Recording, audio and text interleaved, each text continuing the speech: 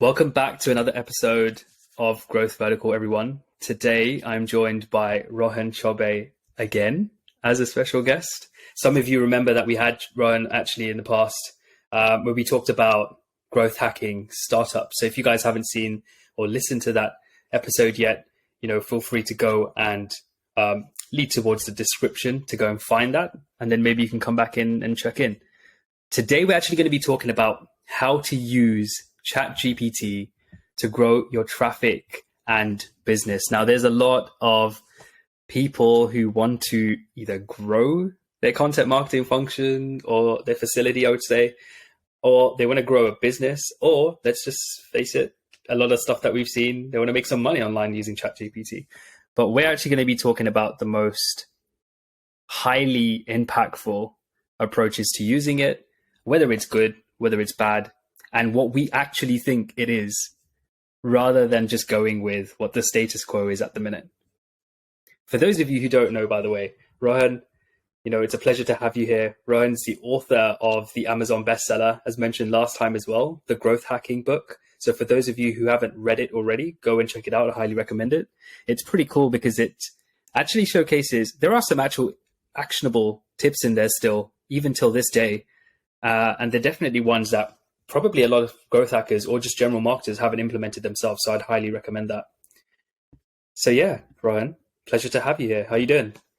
Thank you. So good to see you again. And about the book, now after everything that has changed, I feel that the book needs to be rewritten.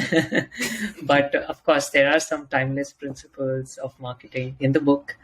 But we're excited to talk about AI, ChatGPT, and everything in between. Over to you. Yeah. For those of you, by the way, there is a second version, right, Ron, to that book? Yeah. I haven't had a chance to go through it. Yeah. Absolutely. So I would definitely highly advise to check that out, especially if you can beat me to it. But yeah, let's talk about ChatGPT. So now ChatGPT, what is it? I just kind of want to start this by, let me just quickly tell everyone about what ChatGPT is in terms of definition. So according to ZDNet, ChatGPT is a natural language processing tool driven by AI technology that allows you to have human-like conversations and much more with a chatbot. The language model can answer questions and assist you with tasks such as composing emails, essays, and code. Now, from what I've seen, it actually does much more than just that, right? People are creating content, which we're going to be focusing on today because we're talking about it from a business sense. People have started businesses and people are getting their everyday assignments done using ChatGPT, right? But how are they actually doing it? Considering there's poor elements to it, of course, and then there's pros to it.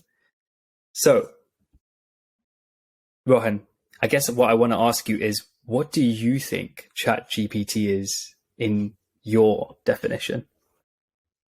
So from where I look at it, I see that, let's say we used to have, regardless of a startup being very horizontal in approach and not having an hierarchy, but you would still have some employees that are, let's say, meant to do entry-level work, right? And I feel that ChatGPT is just that for me. So if I was using some people to do some research or menial tasks, I could just ask, AI tools to do it, or ChatGPT. It does some incredible work as well. But again, like you said, there are pros and cons to it, right? So I would, as we talk further, I'm sure we'll go into specifics of it. But yeah, just as a high level overview, I see ChatGPT as just another, team member. I would talk to them like that and try to get responses. Yeah. How about you? How do you treat it? It's interesting. I think with what it is and the way it came out, like I think we could maybe visit some of the statistics, right, before I say what I think it is. But I will start off with saying I think it's more like a support tool than anything else. I don't think it's meant to, before everyone starts saying anything about, who is it going to replace or anything like that. Let's not talk about any of that stuff, because I don't think that's actually true. I don't think it's remotely true. Like you mentioned, right? Like it's an early bird assistant, right? Essentially. So it acts as a support tool. So people that were doing that job before, maybe starting off the content writing process or anything like that, the ideas gathering process, asking it simple questions, you can go to this tool and now get that much faster than you would doing the research yourself, right? Now, it's the same thing as saying, why don't I just plug in a search term into Google and retrieve information that way?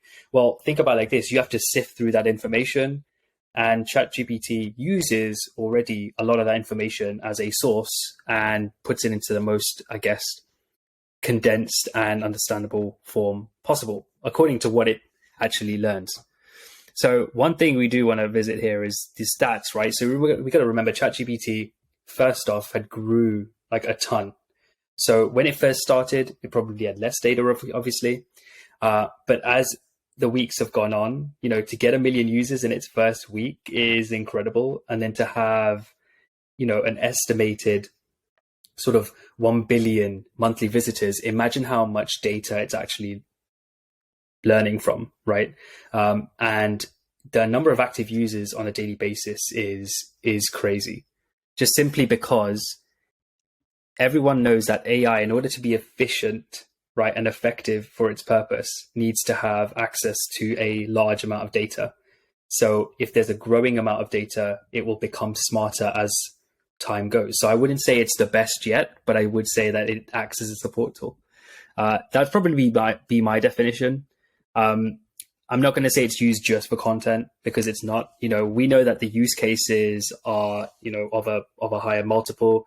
Talking about writing and debugging code, we've seen copywriting. It's been used to create websites and newsletters, writing resumes, covers letters, whatever you think. Even if you want to just treat it as something more time of leisure, right? So writing jokes and songs and maybe some poems, like it can do anything like that, or just chatting, like Rohan kindly mentioned. But I think what's important to talk about as well is, have you used it extensively yet, Rohan?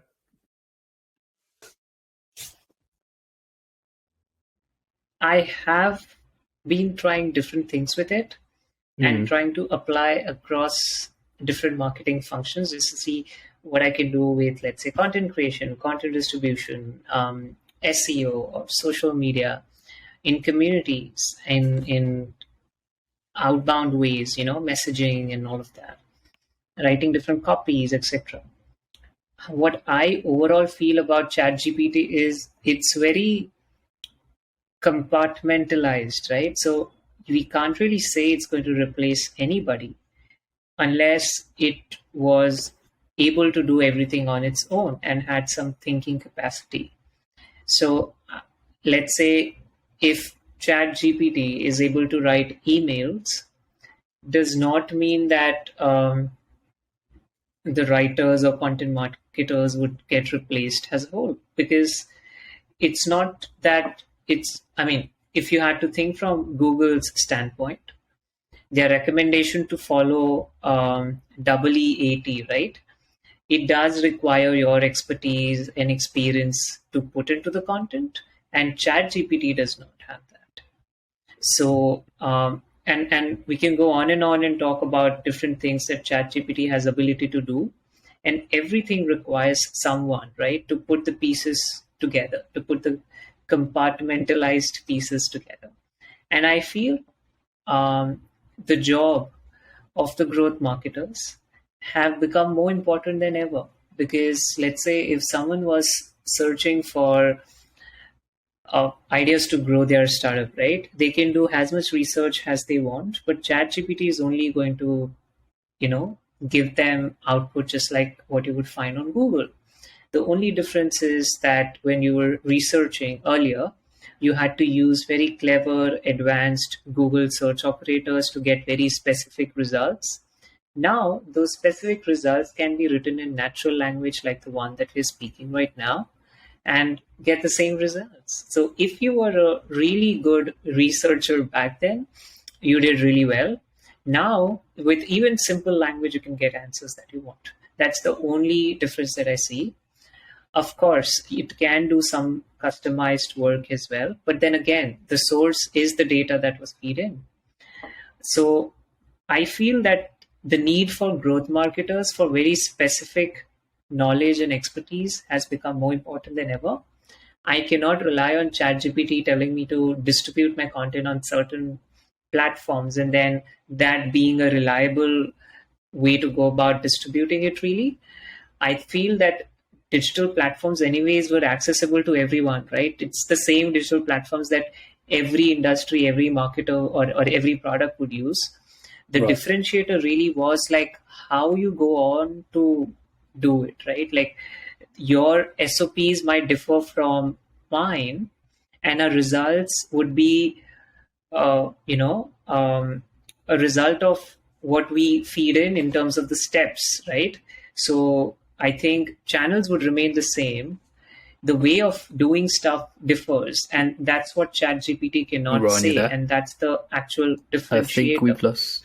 So that specific knowledge can only come from growth marketers, and I feel that this is something. I mean, at least I can't. I'm not, let's say, a designer or a writer or someone with specific role. So, but for growth marketers, I feel that the demand will just grow from here. Yeah, I think it's incredible that you mentioned about compartmentalizing such a technology. That's where I think that's where my definition lies, in that it's more like a smart assistant to increase a marketer's or a professional's productivity, essentially. So you use it within your workflows to speed things up, right? So things we had to go back and forth with, we no longer need to do that. We can retrieve it Yeah. at a click of a button. Um, It yeah, makes me laugh because if I have to say it in one sentence, ChatGPT can make us feel like a superhuman trying to do things really fast. absolutely. Yeah, and I think that's what people are pushed to do now. We're going through this sort of economic downturn where, there's a lot of people who are sort of thinking about, how do I get more work done so I can showcase that, I'm doing better, or how can I get results sooner? It is what it is, right? But that's why we need to stress as well. And I would love to stress that it's a big thing having ChatGPT available to us, but it's not perfect one. And it's only as good as the prompt provided. So the information that we provide within the tool, or what we search within the tool, and also what we use it for, right? So I think that's one myth that that's one of the myths we need to debunk, right? And we know that ChatGPT itself isn't a superhuman, but like Ron said, it makes us feel like a superhuman. I think that's the perfect way of putting it. And it's AI, not even perfect, right? So when they yeah. launched their paid plans, Mm, globally, people did not had access to, recently the history. It went down. I've also seen it working for free users and not working for paid users. And then today I came across this, tweet from the CEO.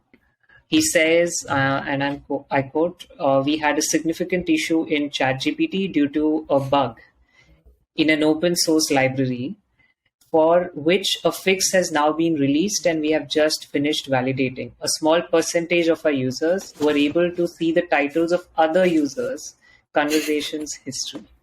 We feel awful about this. So you see that it's not perfect, and forget about your accounts. It's like not even reliable at the moment. Like you plan to do something in maybe a scheduled time, and ChatGPT is down even after you're paying user. So at least for the moment, I don't think anybody is replaceable. And even if it becomes perfect by the time, right? Like as we see more competition from Google and other players, um, eventually I feel it's just going to get different use cases done. For example, we don't need to now remember all the Google Sheet formulas that we used to remember. We can just ask ChatGPT to do it, right? So it would just continue to be an assistant, and menial things like these formulas we don't need to really remember. However, it would be a nice backup though. Yeah, absolutely. And I think this is a great turning point actually in the conversation, because we did say that we're going to talk about how to use this in business and to grow a content marketing function as well, right? How we can use it to support that sort of strategy. And then Rohan alluded to the point about using it with marketing and sales for certain shortcuts and, for example, formulas or reporting or anything like that. But I think what we can do is let's talk about the cons before we go into the pros, and then how we would use it. Because the cons, just like Ron mentioned it having downtime, it basically just had a sick day, right? That's exactly, if we want to compare it to a human, there you go. Lots of people it just had a sick day. And there are limitations, right? Like the number of words that we can type per minute, right? There is a limit once we, let's say, max out, right? Until humanly possible of how fast we can type. And the same goes for something like ChatGPT, right? So I think one thing we need to learn about is that, because we're talking about content marketing as well, I think, Rohan, we can shift the conversation to that content marketing strategies and using it as part of marketing and sales to grow a business. Plagiarism is one that comes to mind, right? Because if you think about it, if 100 billion, with a lot of those users that I was talking about earlier, right, had started to use it. So if we're talking about having an estimated 100 million active users, how many people do you think are actually searching for similar things, let alone, right, different things? So you got to remember, with ChatGPT, it learns as it consumes more information, of course, and it's already crawling things from the deep web. But certain pieces of information are always going to be overused, and you'll notice this when you actually put in a prompt. If you were to say, what is a milkshake? It'll probably give you the same answer multiple times, because it knows from its sources that that's the best way of putting it, So it learns by guessing exactly what you've asked it, right? So if you ask it a question, it will guess what you've asked and try to find something related to it, because there aren't 100%. It's not 100% match rate in what you're asking for, right? Yeah, and So I think it's important. this is exactly. Yeah, please go on. No, go on, Ron. So I was saying that this is exactly the problem I have with people selling those prompts, right? So prompts is something that you should instinctively know that that's not something that I can give it to you. And if I'm giving it to you, probably it means that you're a bad manager. If, let's say, you had an intern or employee and you had to explain something to them, how would you do that? That's what it demands to write a prompt in ChatGPT, right? And then you can get very specific with humans, just like you can get with ChatGPT, right? So I feel the biggest mistake that people would make is buying or using any free or paid prompts, because that is exactly what hundreds and thousands and tens of thousands of people are using. Just use your own, way of speaking to the bot, and it would generate unique results. For example, I had a strong opinion about PPP pricing in SaaS, purchasing power parity pricing in SaaS, and I already prompted to the ChatGPT that I'm on the side where every SaaS has to have a PPP pricing. And I feel it's fair because not everyone earns the same, but has to pay the subscription the same. And the phrase that it should be discounted price for a low income region needs to be replaced with the phrase that regions that provide higher value for money, right? So instead of calling it low income region, call it higher value for money, because that's what it is. And then it generates a better content, like a unique piece of content, because I've already told what my opinion and stance is and what kind of phrases I would use. And so it doesn't sound robotic and the same thing copy pasted from the internet. Maybe it's not a copy paste. The bot just knows what to write next. but sometimes it doesn't even know what it's writing. I have got some really, really weird answers for very few questions. I wouldn't say majority of it has been sensible, but sometimes it does end up saying something that is completely stupid. So, I feel that people need to realize that they are the managers and treat ChatGPT as one of your subordinates. Yeah, it's like every start of a campaign, every planning session you go through, you build a requirements document of what you want to Yeah. do. So what situation you're in, what strategy you're running with, target audience, what messaging you want to use with that target audience, and what tactics you're going to use to actually push that in front of them or pull them in, right? And you got to remember that ChatGPT, just think about, if we go back to first principles, right? Like where it sits, how is it executed? How are you even going into this area and logging in and just typing in your prompts, right? You remember it's on the internet, it's going to use the internet, and it's going to paraphrase almost every time. So you can use things like tools like Quillbot and to re-paraphrase things, fine, but it won't sound too original. It will just sound almost as original as what it tried to give the previous person or what it's going to give generic. the next person. Yeah, exactly. And it's a test of our managerial and coaching skills. So the ability to, if you think you're managing a person, you got to treat it the same way, right? If I was to help the person, you have to set the other person up for success. So you have to set up ChatGPT for success. And it all comes down to what the requirements you put in, right? So the more detailed and unique the requirements, the more it will try and understand. Obviously, if it's never received that sort of prompt before, it'll try and guess what you're saying. But again, that's another limitation, right? Because there may not be a lot of data behind that. But that's up to you as the person to fill in the gaps. Which kind of brings me to another con is it's clearly, from my tests as well, it's not capable of developing unique insight most of the time. And it doesn't help SaaS startups set themselves apart from the competing traffic. Because as a SaaS startup, any software startup, let's say you have 3 competing softwares in the same vertical that almost boast the same features, but there's one different unique USP. What if your unique USP is what sets you apart, which is what it's supposed to do? It's pretty self-explanatory and I guess blatant. But how do you expect ChatGPT to separate all 3 of you, right? It's probably going to pull the sentence from your website, fine, right? Maybe it might do that.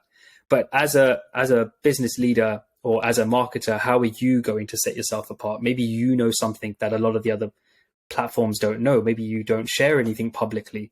So it's really important that you use almost, and we're going to go into this, is how to use it specifically from start to finish, but you use it for certain aspects of your process and you manage it exactly how you would want the person to execute on that task. Exactly how Rohan said. And some people, just like they cannot search well on Google, right? So people who used to write complete sentences instead of keyword focused searches on Google would also be the ones that there might be people who ask very weird questions, like too generic for even chatbot to give specific answers. So this skill of asking question, which they call prompt engineering, is something that also needs to be learned, just like how we learn to Google search effectively. But that being said, like similar to what you were saying, right? So I actually tried ChatGPT for writing reviews for certain products and making comparison, etc. It does not understand the product at all. It was talking about features that none of the products had. Like I had 2 products being compared, and it assumed something, made assumptions, wrote something that was absolutely irrelevant. So it might only be able to write for very common products where it has been spoken about, let's say 100,000 times, right? Like Zapier and SEMrush and Ahrefs and those kind of tools. If you're writing about a very unique tool or a new tool, right, it would have no knowledge. It would just guess and write anything. I agree. And if we think about how those tools are made, before ChatGPT came about, there was already AI writers. Mhm. And then before that, there was tool. Obviously, we have SEMrush and Ahrefs and anywhere. Don't know if you guys have ever used the writing assistant tool from SEMrush, which is good, by the way. But if you think about it, if someone put in 3 different types of articles about the same thing, it's going to give you probably the addition. It's probably going to tell you to add certain keywords, and maybe it's this strength in terms of your keyword density and things like that. But then how are you going to get that tool to give you something like, maybe you should write it this way, or maybe you should write it that way? It's not smart enough to comprehend that, but it is smart enough to give you a baseline, right? So that you can go and engineer it in a way that's befits your brand, your guidelines, and your approach to selling your product or service. And I think one thing we should definitely consider is ChatGPT is actually used for, I would say, it should be used for informational terms. That's where it's more scalable. For commercial and, navigation, for commercial, maybe navigational, because it can scrape websites, but commercial and transactional terms where it involves more complexity. Now that's where a real human and understanding is required, just simply because of the complexity behind the issue. But nothing stops you from scaling content by focusing on informational terms first. Exactly the same way we carry out keyword research with SEO, none of that is dead. You still have to do a lot of that legwork. Yeah, and I have an update from Google. So this did not happen the last time we met. I think it was later that. So last year in April, 1st April, I did a video with John Mueller from Google. It was Google office hours, and I asked him a question. What is Google's stance on AI writers? Because back then we did not have ChatGPT or anything from OpenAI. We had, Jasper has the tool, and it had just made it to the unicorn list. Some news came out. So I asked Google what is their stance, and they tried to dodge the question. Then I rephrased the question and asked them again, what do you think about AI content? And they specifically told for the first time on the internet that they think it's spam, and they categorize it as spam. There is no automated way to penalize sites using AI content, but we manually check and may impose any penalties. But in the forthcoming core updates, there might be updates made to essentially, have these sites. I mean, these sites might get affected. And there were like 3 updates in the same year, and there were reports of people sharing their site got affected with AI content. Now, fast forward to 2023, Google took a complete U-turn. It said AI content is allowed. And when this news broke last year, 1st April, people thought it was an April Fool's joke because it came out on 1st April. But when all of the SEO communities started debating about this topic, that Google considers AI content as spam, and I guess more than 100 media publications picked that and embedded that video clip, that's when people started to take it seriously. And they thought that it's the end of AI content. Google is going to punish it. But with OpenAI, Google was forced to up their games and allow AI content, because now if they do not allow it, people are anyways going to use it. And they realized that, okay, there is a possibility there. In a hurry, maybe they started building their own tool, which recently launched. And now they have specifically written in their guideline that AI content is allowed. They took a complete U-turn, but the only criteria is you need to have that double EAT, right? Expertise, experience, authoritativeness, and trustworthiness. So that's an update from the Google's end that AI content is allowed as long as you're updating it for these, characteristics or whatever you call it.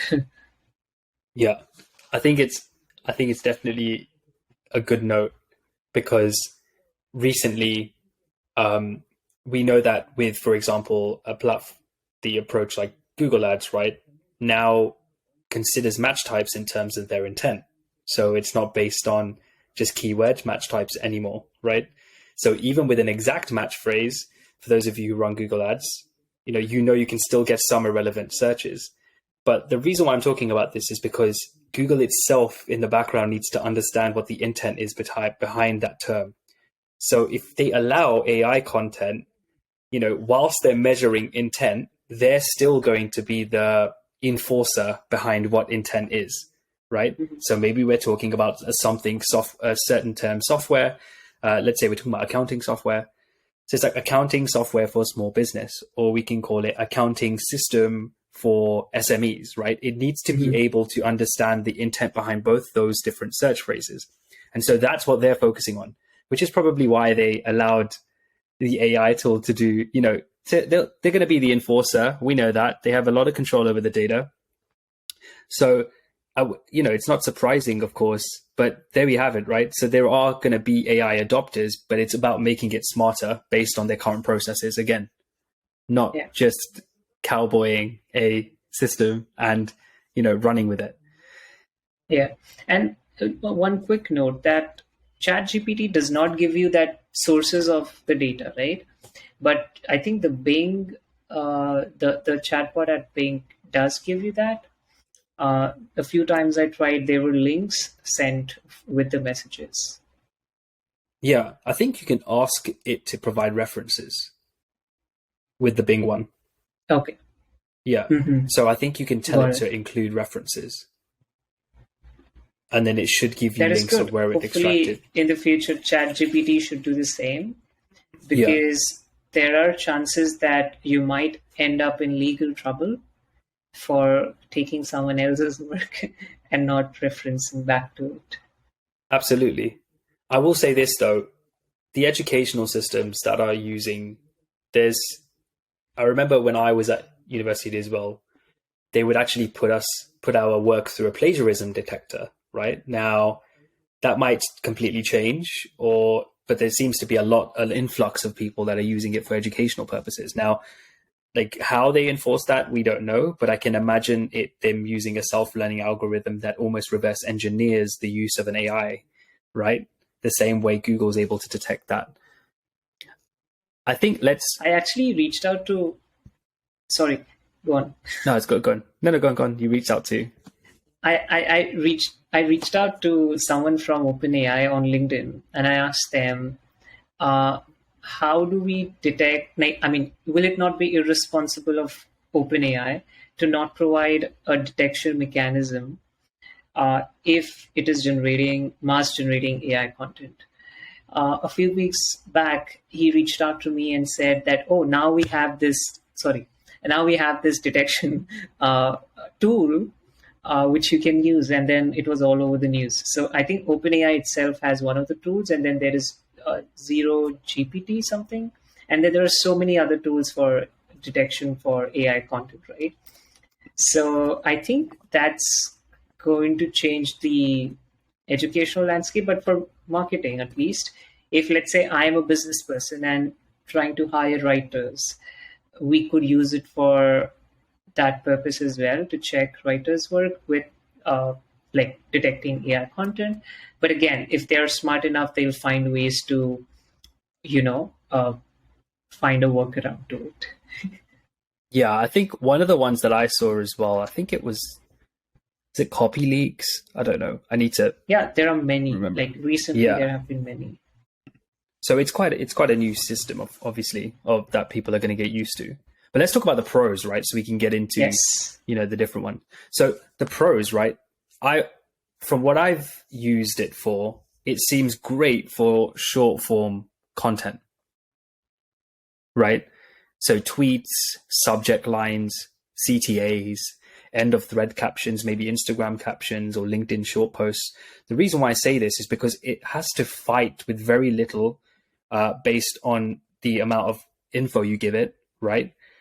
to give you something back, right? So you remember we talked about earlier how the output is only as good as the input that you provide it with. But if you're using it for something very short, like give me a subject line based on this benefit, right? And then you tell that to paraphrase that for you or something like that, or maybe use a different synonym.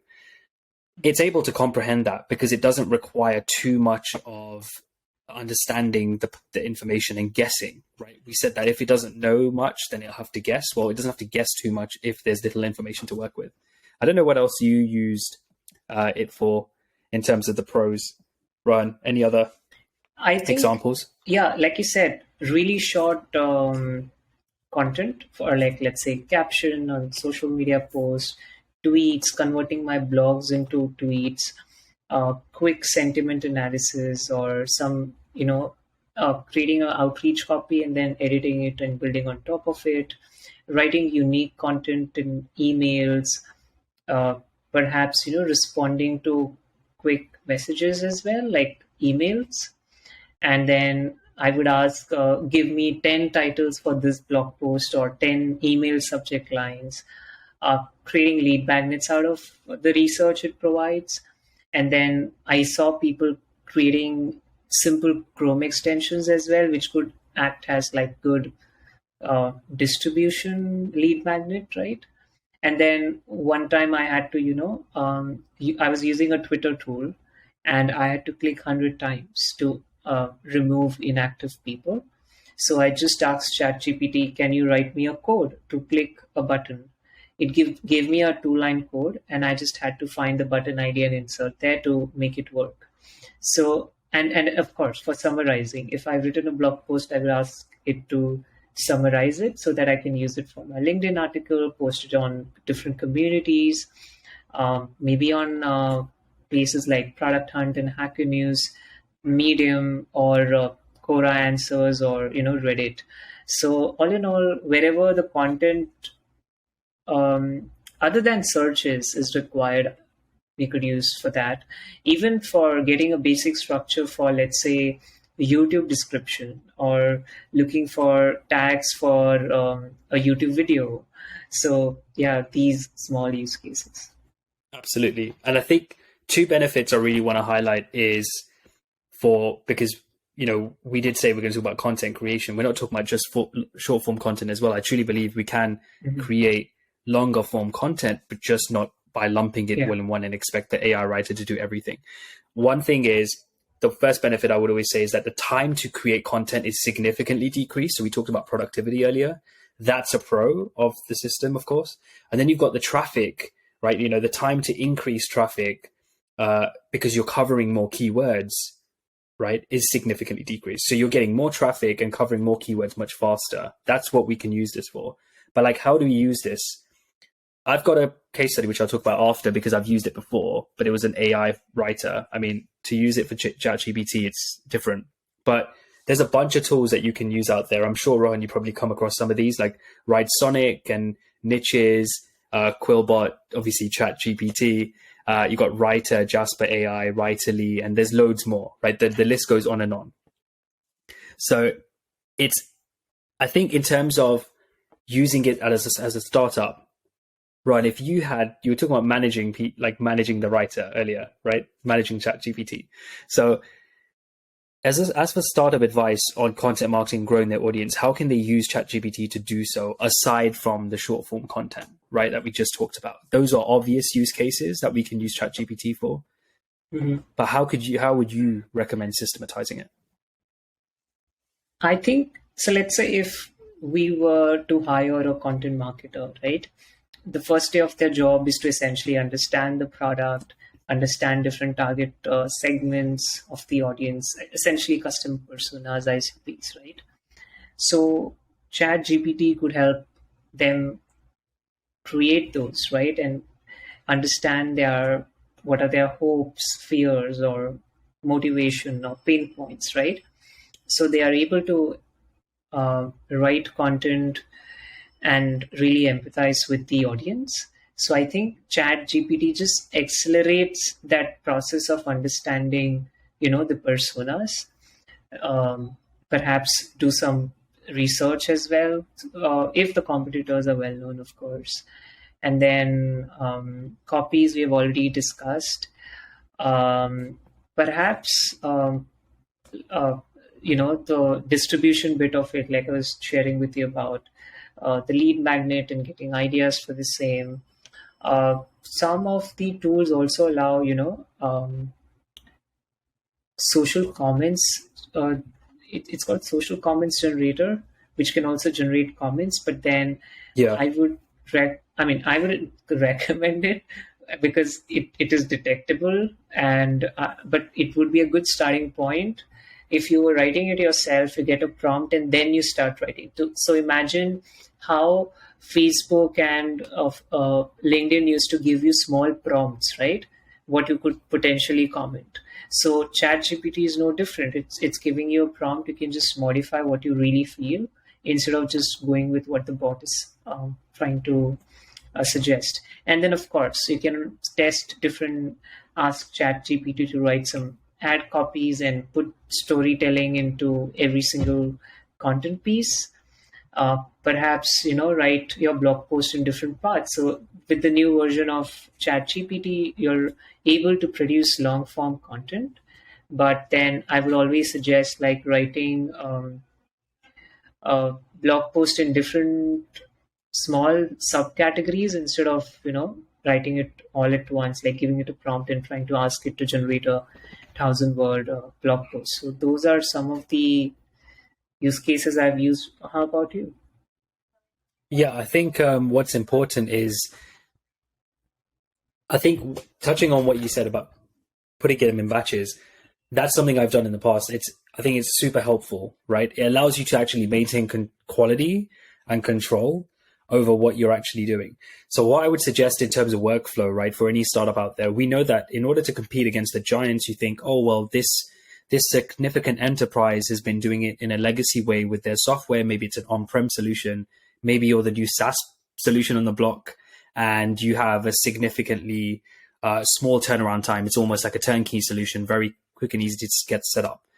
Almost like, let's say we're talking about accounting software or something, right? Just, plug in your numbers or plug in your credit card or whatever, and we'll analyze and do the rest for you, right? Let's say you're dealing with that versus an older solution that you're saying, okay, I've installed this on-prem first, upload all your bills, extract all these numbers into these fields, map them up accordingly, and then you can get started.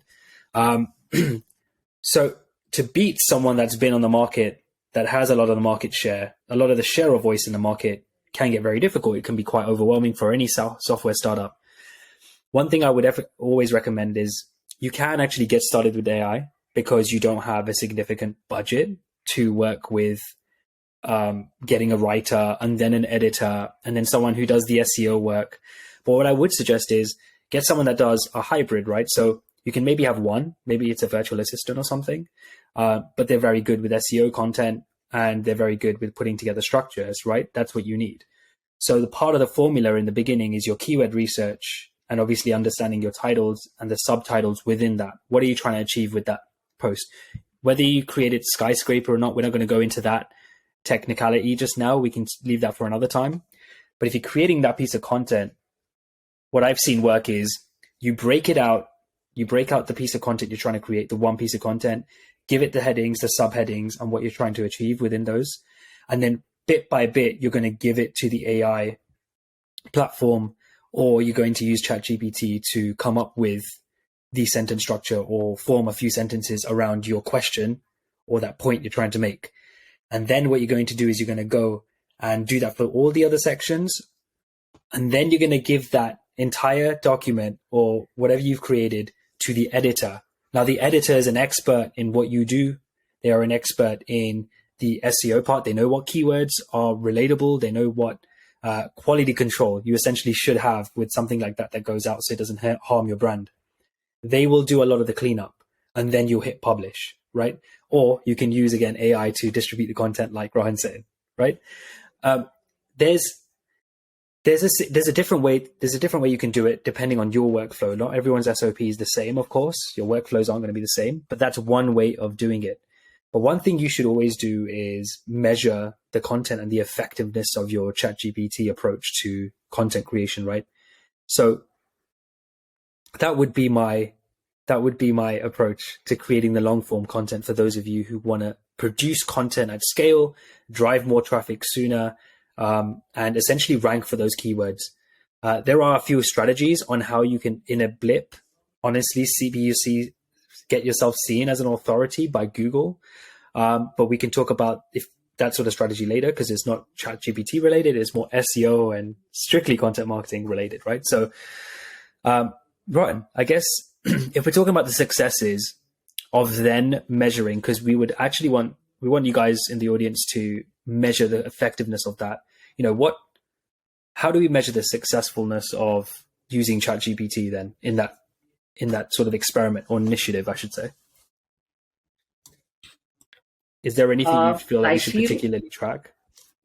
Yeah, I feel the KPIs would still remain the same. However, I would try to test what happens when a human writes it and when an AI writes it. Does it make a difference in terms of responses? And that's one of the reasons why I let chatbot know my stance on specific topics, so that it does not have its own. To say it in Elon's word, it's essentially the ChatGPT version we have right now is quite woke. And it can end up writing something that you do not subscribe to. So it's important that you let ChatGPT know that what do you think about your industry? Like I was giving an example of that PPP pricing, right? And what certain phrases to replace, to be sensitive with your audiences. So ChatGPT wouldn't understand it. It requires a human to empathize with the audience and make that difference. But in general, I've just been looking at, like, if I have to say North Star, right? So the North Star for me with content would be the action taken, right? Like how well we were able to provoke the audience to get to an action. The action could be, let's say if I'm posting in a community, it could be discussions generated, comments. If it's on a blog, it could be the clicks to CTAs or whatever the end goal was, or it could be how intrigued the reader was while reading the blog post, like how much did they read, the dwell time, etc. Right? So I think the KPIs would kind of remain the same.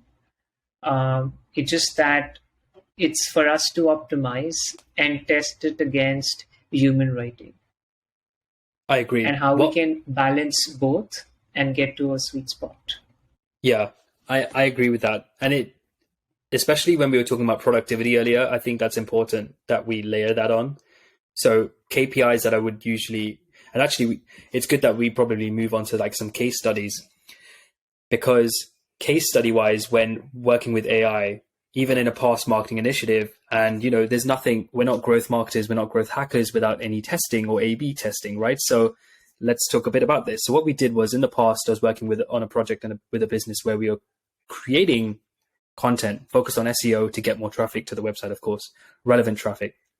And so what we did was, we actually did exactly what you said, Ron. We tested by having a human write one and the AI write one. Of course, we did some editing on the AI side because it doesn't always make sense. But we did that, right? We published two of the same articles, and we looked at the time in terms of KPIs, you can look at the content created. So time to create a piece of content, right, of X amount of words, the time to impact. So again, regular versus AI. So human driven versus AI driven. You want to look at the traffic, the unique visitors that came there, right? Or you want to look at like the dwell time, not the bounce rate that we were talking about. Everyone bounces. It's only important, right, that we understand what bounce rate actually is. But it's session duration and the conversion rate, like Ron mentioned. So time to take an action, right? How impactful was that across the posts? Anyway, so going through, aside from talking about the KPIs, what we did was on that experiment, sorry to get sidetracked, was we were expecting essentially a traffic increase of around 100%, let's say 100 to 150% based on our first 6 to 9 month waiting period for the traffic, right? After we had started our SEO and content marketing after we started implementing our SEO and content marketing strategy. So instead of that, of 150% in 6 months, we actually achieved 332%, right? 0.74% if you want to be very specific for anyone in the audience that wants to call this out.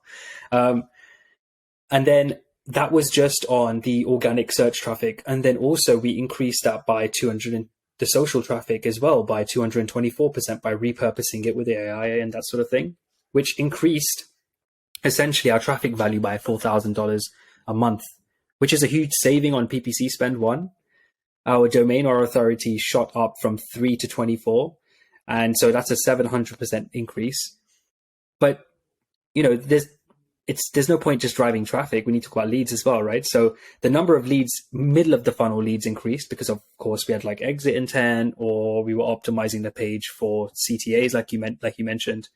But I remember our aim initially was to drive traffic. So the numbers are great, but we cared about leads, of course.